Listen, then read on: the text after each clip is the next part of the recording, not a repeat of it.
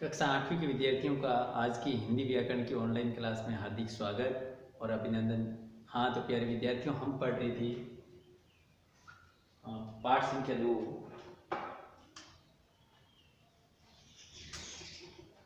पाठ का नाम वर्ण विचार।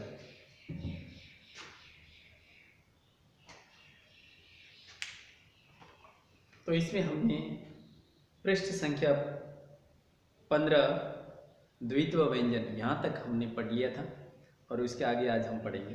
तो सभी विद्यार्थी अपनी पाठ्य पुस्तक खोलेंगे और पृष्ठ संख्या अर्थात पेज नंबर 15 खोलिए और किताब में ध्यान देंगे, उसको समझेंगे, पढ़ने का अभ्यास करेंगे और याद करेंगे।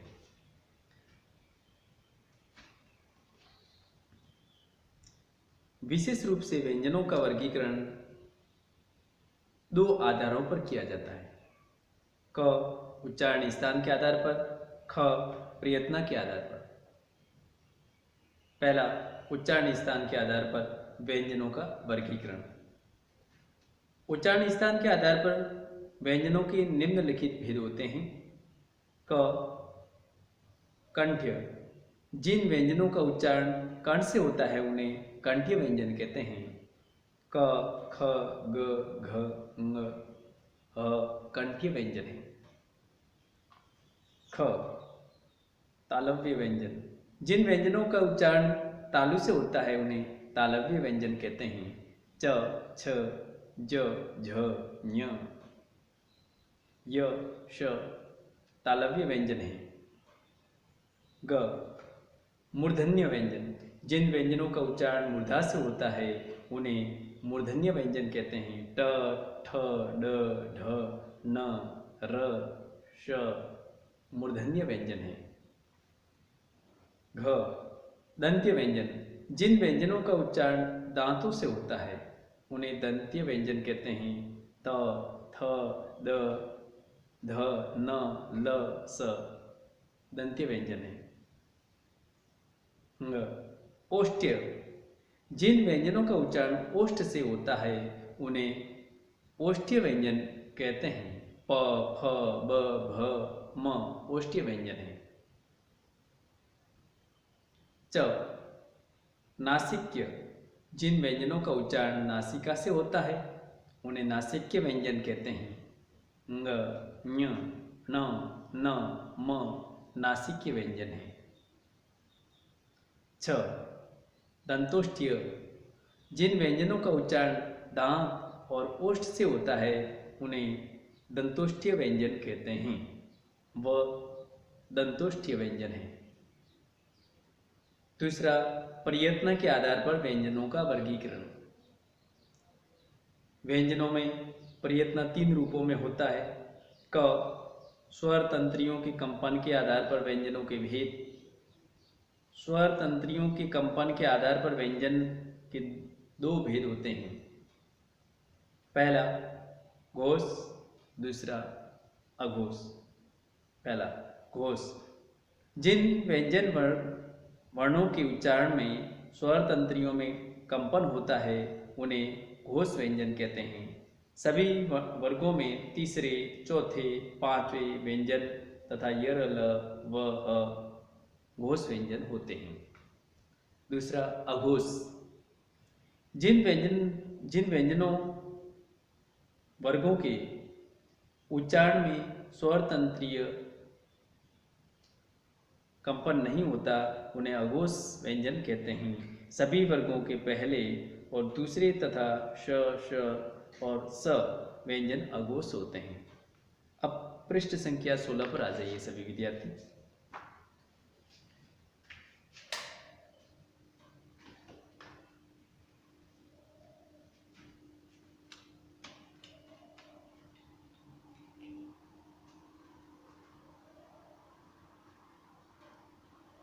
ख श्वास की मात्रा के आधार पर व्यंजनों के भेद।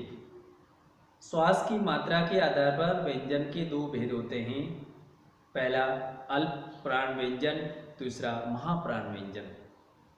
पहला अल्प प्राण व्यंजन, जिन व्यंजन वर्णों के उच्चारण में कम समय लगे और कम प्रयत्न करना पड़े उन्हें अल्प प्राण व्यंजन कहते हैं। सभी वर्गों के पहले, तीसरे, पांचवें वर्ण तथा य, र, ल, व अल्प प्राण व्यंजन हैं।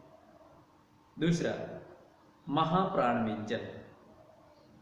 इनका उच्चारण करते समय अधिक समय लगता है, अधिक प्रयत्न करना पड़ता है और श्वास वायु अधिक मात्रा में अधिक वेग से बाहर निकलती है तथा ह की ध्वनि अंत में सुनाई पड़ती है। सभी वर्गों के दूसरे, चौथे वर्ण तथा न, म, ल तथा ह महाप्राण व्यंजन हैं।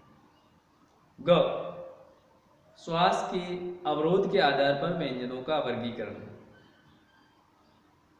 वर्णों का उच्चारण करते समय श्वास वायु में कहाँ और कैसे उत्पन्न होता है, इस आधार पर व्यंजनों के निम्नलिखित भेद होते हैं।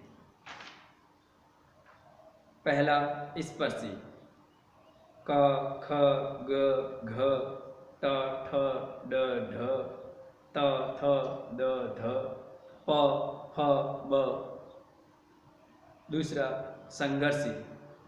स, श, श, ह, ख, ज, ह। तीसरा, स्पर्शी संघर्षी, स्पर्श संघर्षी। च, छ, ज, झ। चौथा, नासिक्य। नासिक्य में ङ, ञ, न, न, म। नासिक्य में ह नहीं होता है, नासिक्य व्यंजन ह नहीं है, बल्कि इसकी जगह पर ये स्पर्श व्यंजन क से लेकर म तक अंतिम, प्रत्येक वर्ग का अंतिम वर्ण है वह नासिक्य व्यंजन है। जैसे न, ङ, ण, न, म। पांचवा, पार्श्विक ल। छठा, उत्क्षिप्त ड़, अड़। सातवां, प्रकंपी र। आठवां, अर्धस्वर य, व।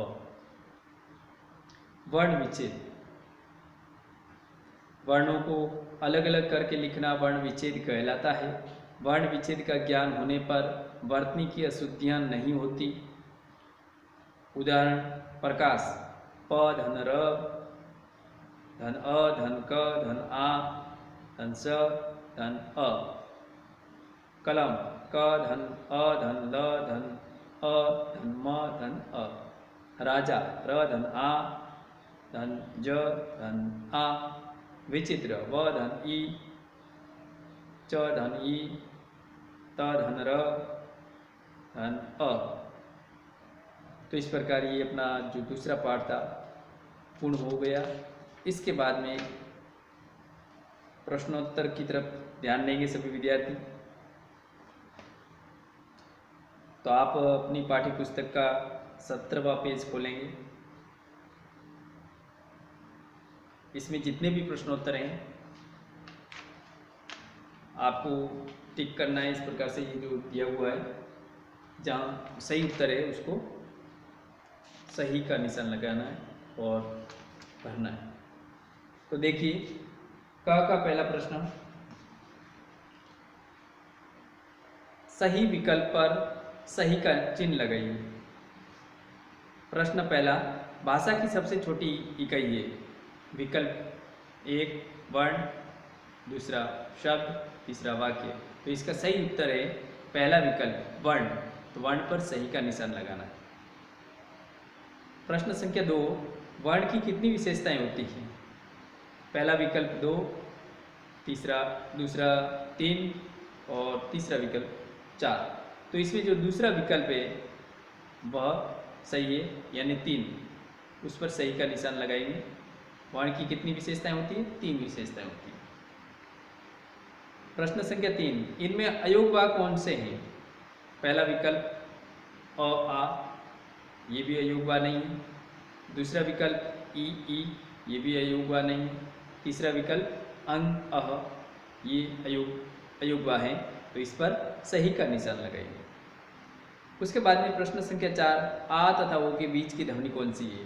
तो पहला विकल्प ओ, ये आ तथा ओ के बीच की ध्वनि है। उसके बाद में पांचवा प्रश्न, इनमें अल्प प्राण व्यंजन कौन से हैं? अल्प प्राण व्यंजन क, ग, ng, ये अल्प प्राण व्यंजन है, यानी दूसरा विकल्प है वह सही है। तो यहाँ तक तो आपको उस दिन दिनांक 17/9/2020 को और करवा दिया था, होमवर्क में ये दे दिया था। उसके बाद में आज हम प्रश्न संख्या ख से करेंगे और आप अपनी पाठ्य पुस्तक में पेंसिल से भरते जाएंगे।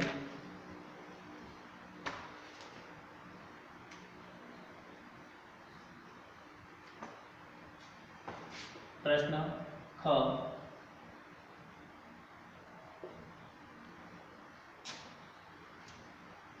में दिया हुआ कि निम्नलिखित वर्णों में से घोष, अघोष, अल्प प्राण तथा महाप्राण ध्वनियां छांटिए।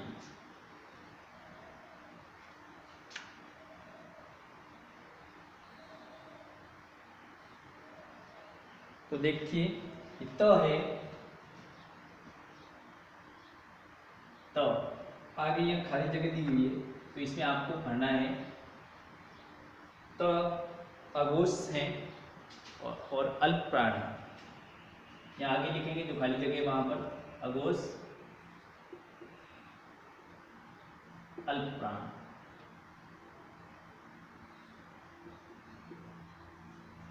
इसके बाद में अगला वर्ण है द।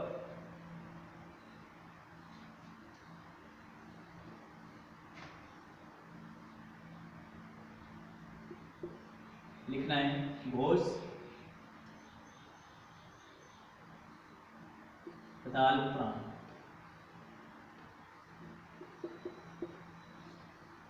इसके बाद में अगला है ह।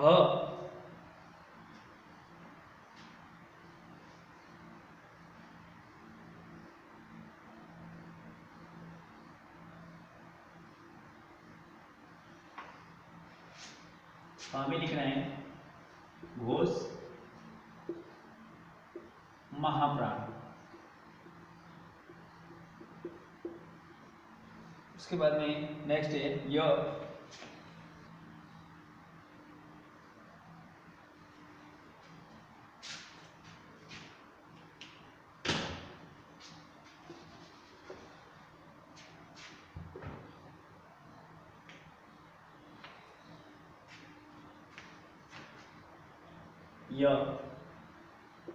घोष लिखना है खाली जगह में और यहाँ आगे लिखना है अल्प प्राण।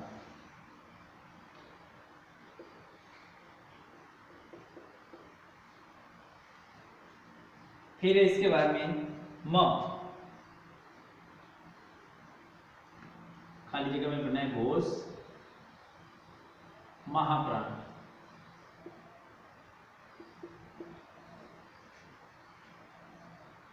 नेक्स्ट है ज।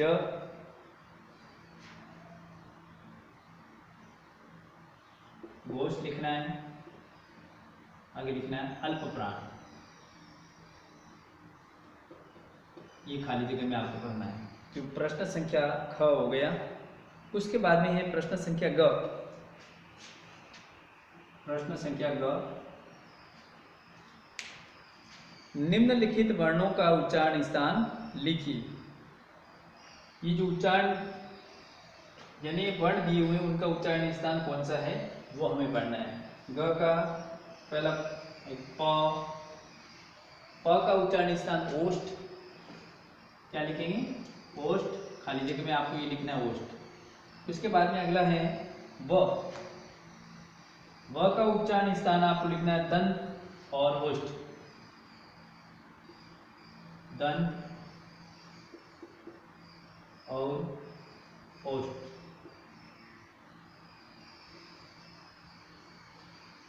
उसके बाद में स का उच्चारण स्थान लिखना दांत,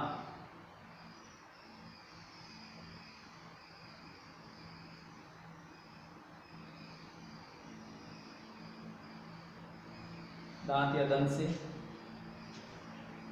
यहाँ दंत भी लिख सकते हो और दांत भी लिख सकते हो। उसके बाद में अगला है श। श का उच्चारण स्थान तालु से होता है। फिर इसके बाद में है ठ। ठ का उच्चारण स्थान मूर्धा।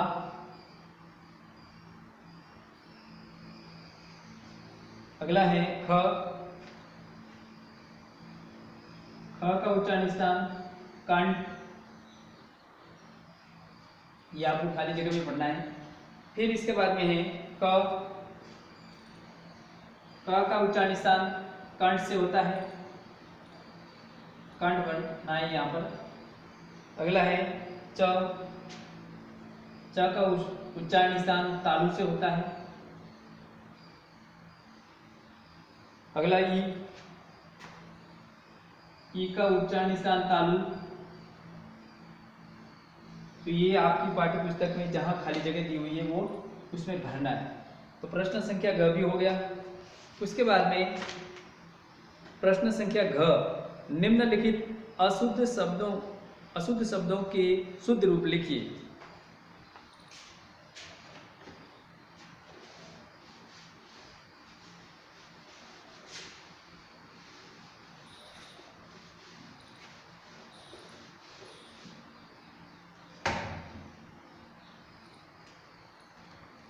प्रश्न घ,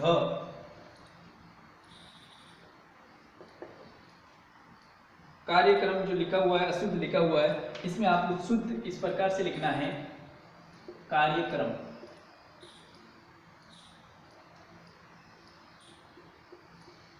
ये शुद्ध है। आप अपनी पाठ्य पुस्तक में जहां पर खाली जगह दी हुई है वहां पर इस प्रकार से लिखेंगे प्रश्न संख्या घ में।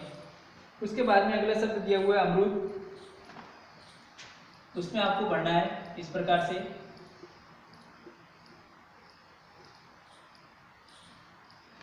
फिर उसके बाद में है रंग, खाली जगह में आपको इस प्रकार से पढ़ना है रंग।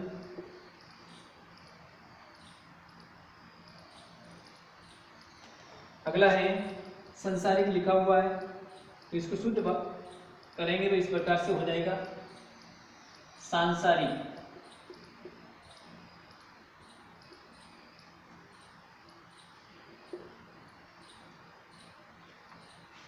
अगला शब्द है लक्ष्मी। लक्ष्मी को शुद्ध लिखेंगे तो इस प्रकार से लिखेंगे। ये आपको अपनी पाठ्य पुस्तक में पढ़ना है जहाँ खाली जगह दी हुई है। उसके बाद में सांप। सांप को शुद्ध इस प्रकार से लिखेंगे। फिर अगला शब्द आया हुआ है श्रीमती, छोटी की मात्रा है तब, तो वहां पर आपको बड़ी की मात्रा करना है श्रीमती, इस प्रकार से शुद्ध लिखेंगे। अगला शब्द है अदर। अदर अशुद्ध शब्द है, इस प्रकार से आपको लिखना है खाली जगह वहां पर, यानी आदर।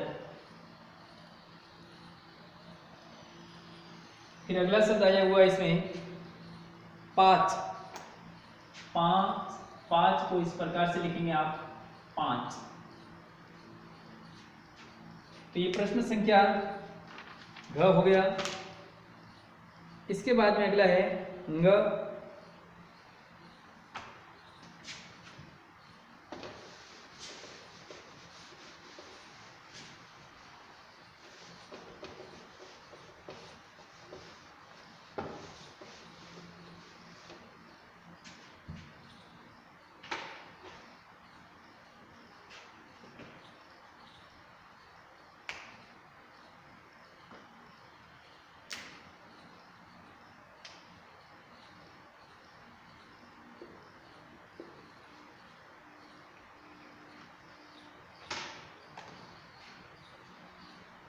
हाँ, प्रश्न संख्या ङ, निम्नलिखित शब्दों में प्रयुक्त अनुस्वार और अनुनासिक ध्वनियां छांटिए। इसमें लिखा हुआ पंख। पंख, इसमें अनुस्वार लगा हुआ है तो जो खाली जगह है वहां पर आप लिखेंगे अनुस्वार।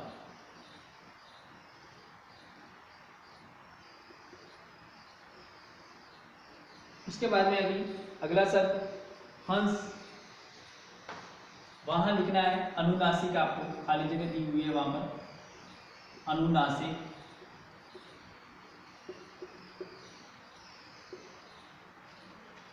अगला शब्द है दांत, ये भी अनुनासिक है, खाली जगह में भरेंगे अनुनासिक। नेक्स्ट हंस, हंस में अनुस्वार लगा हुआ है, तो यहां पर खाली जगह वहां आप लिखेंगे अनुस्वार। फिर इसके बाद में अगला है अंत, अंत में भी अनुस्वार लगा हुआ है, खाली जगह में आप भरेंगे अनुस्वार। अगला शब्द आ जाएगा अंतर, अंतर में भी अनुस्वार लगा हुआ है, खाली जगह में भरेंगे अनुस्वार। फिर इसके बाद में अगला है आंख, आंख यानी चंद्र बिंदु लगा हुआ है, तो अनुनासिक है, यहां पर खाली जगह में भरेंगे अनुनासिक। इसके बाद में मुंह, इसमें भी चंद्र बिंदु लगा हुआ है यानी अनुनासिक है, खाली जगह में भरना है अनुनासिक।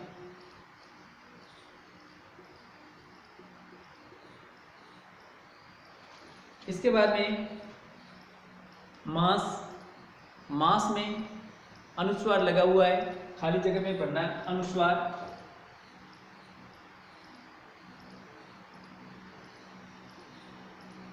इसके बाद में बांसुरी, बांसुरी में चंद्र बिंदु लगा हुआ है, तो खाली जगह में भरेंगे अनुनासिक।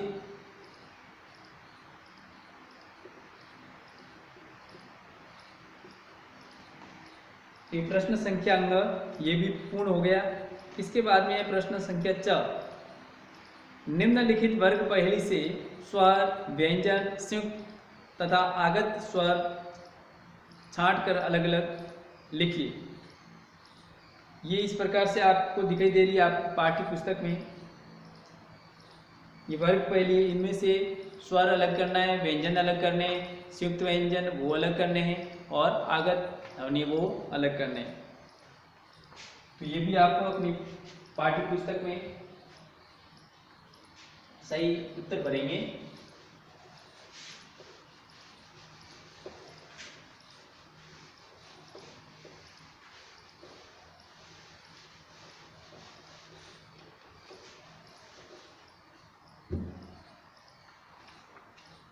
प्रश्न संख्या 4,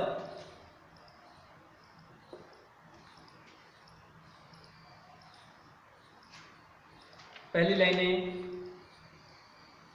अ का आ च त्र ज, दूसरी में म श क ग न ई, तीसरी में फ ओ ढ़ ल ओ औ, चौथी झ ट आई स्र ध ढ, पांचवी में ए ग री उ ख ग, छठी लाइन में ई क्ष अ ख ई द। तो ये वर्ग पहले में वर्ण लिखे हुए हैं। इसके बाद में आगे खाली जगह दी हुई है स्वर, व्यंजन, संयुक्त, आगत। इस वर्ग पहले के अनुसार इसमें स्वर कौन कौन से आए हुए हैं, इसके बाद में है व्यंजन कौन कौन से हैं, व्यंजन के बाद में संयुक्त व्यंजन कौन कौन से हैं,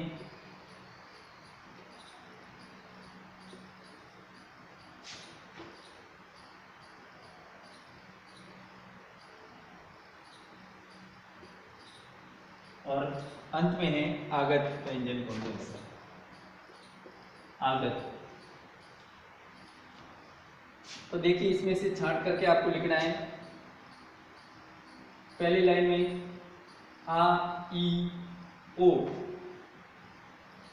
आ ई ओ, ये स्वर है। दूसरी लाइन में, पहली दूसरी में ये हो गया। उसके बाद में देख करके ये लिखना है। फिर आगे इसमें आया हुआ है औ, औ भी स्वर है। फिर अगला इसमें ए, ये भी स्वर है। फिर अगली पंक्ति में आया हुआ है ए, री, ये स्वर है। फिर नेक्स्ट है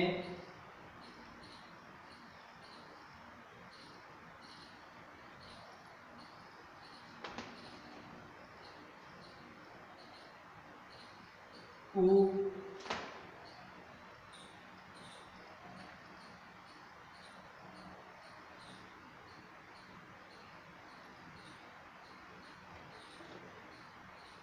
उ स्वर आया हुआ है इसमें। फिर अगला है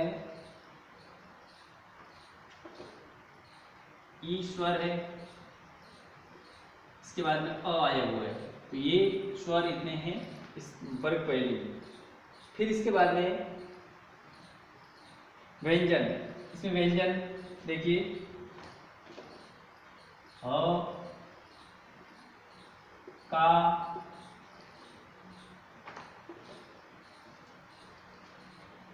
च, फिर अगला है ज, म,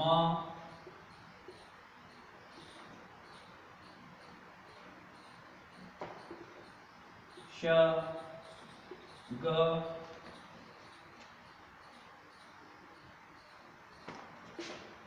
न, फ, ये व्यंजन है। फिर उसके बाद में अड, ल, श, नेक्स्ट है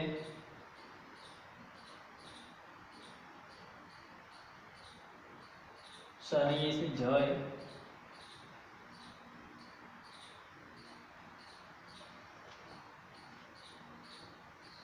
फिर इसके बाद में अगला है ट, ध, अगला व्यंजन ड, ख, द। ये इस वर्ग पहली में व्यंजन आए हुए। इसके बाद में इसी वर्ग पहली में संयुक्त व्यंजन कौन कौन से आए हुए हैं वो अपनी पाठ्य पुस्तक में देखें उस वर्ग पहली में, और संयुक्त व्यंजन है वो अलग अलग करना है। तो इसमें ट, उसके बाद में स्र, स्र के बाद में आया हुआ है इसमें अक्षर, अक्षर इसमें है।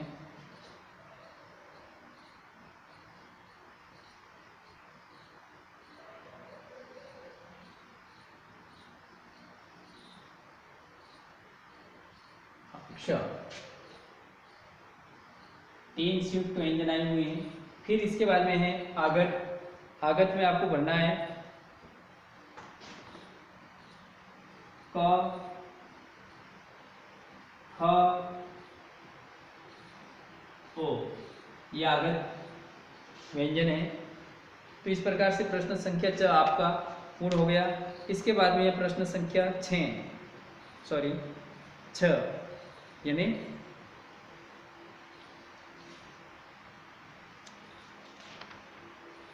क्रमांक संख्या 6 के प्रश्न संख्या 1 से लेकर 6 तक तो आपको पहले करवा दिए थे। उसके बाद में प्रश्न संख्या 7 से लेकर 9 तक इसके उत्तर आपको खुद को खोजना है, किताब में से खोजना है और याद करना है। तो इस प्रकार आपकी पाठ्य पुस्तक जितने भी प्रश्नोत्तर हैं यानी पाठ संख्या 2 के अंत में जितने भी प्रश्नोत्तर हैं सारे करवा दिए गए हैं। और जो 6 वाला है इसके प्रश्नोत्तर आपको खुद को किताब में से खोलना है और याद करना है। तो आज का अपना पाठ पूर्ण हो गया।